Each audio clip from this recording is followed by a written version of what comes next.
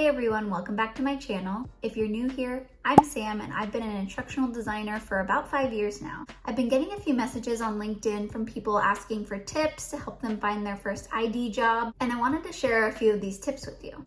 So in this video, we'll cover 3 tips that I use to find my first ID job. So tip number 1 is to make sure that you're using LinkedIn. Make sure that your profile is fully updated. Make sure that you have your portfolio linked, your skills listed. Make sure you have a professional photo. If you're interested in learning more about how to make sure that your LinkedIn is super professional looking, let me know and I can make a video about that. Also with LinkedIn, make sure that you're looking through job descriptions for instructional designers to learn about what skills they're looking for so that you can then upskill and learn those skills to become qualified for the jobs. Also on LinkedIn, I like following different influencers or instructional design influencers. So if you're unfamiliar, following is different than connecting. You can follow different influencers, meaning you can see what they post, but you're not necessarily connected. And there's a few that I'd recommend following because they generally, weekly will go through and just like a bunch of instructional design jobs, and they kind of will then appear on my feed. One person in particular I'd follow is, I think her name is Karen North, but you can find her using the hashtag #HotIDjobs. Every week she creates a thread of jobs that she would recommend.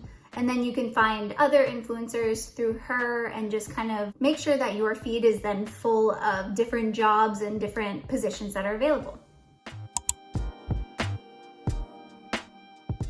So the second tip that I would suggest is being open to part-time or contract roles. If you're transitioning from being a teacher or some other full-time role, or if you're just starting from scratch and wanting to get into instructional design, contract roles are great because, you're either in a 3, 6, 9, or 12-month contract with a company, and then you can learn the different skills that you need. You can also consider part-time roles where you're working, 10 to 20 hours a week. All of these jobs you can find on different job sites like LinkedIn or Indeed, but they just give you a little bit more flexibility in terms of being able to work these roles while you're still kind of figuring out your transition from whatever you're doing at the moment.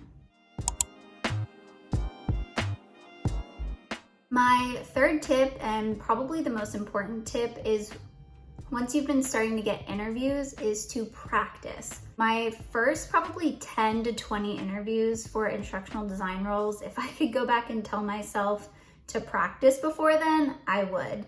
I remember just really focusing heavily on talking about my classroom and my students and all that, but when it comes to it, for instructional design roles, you really want to focus on metrics. You really want to focus on, using data to drive your instruction. And you really want to also focus on learning theory and processes. In addition, I would also suggest doing interview practice for more techie or business type of roles, because I remember from my experience transitioning from teaching, those interviews were very different than what I faced when I became an instructional designer in tech.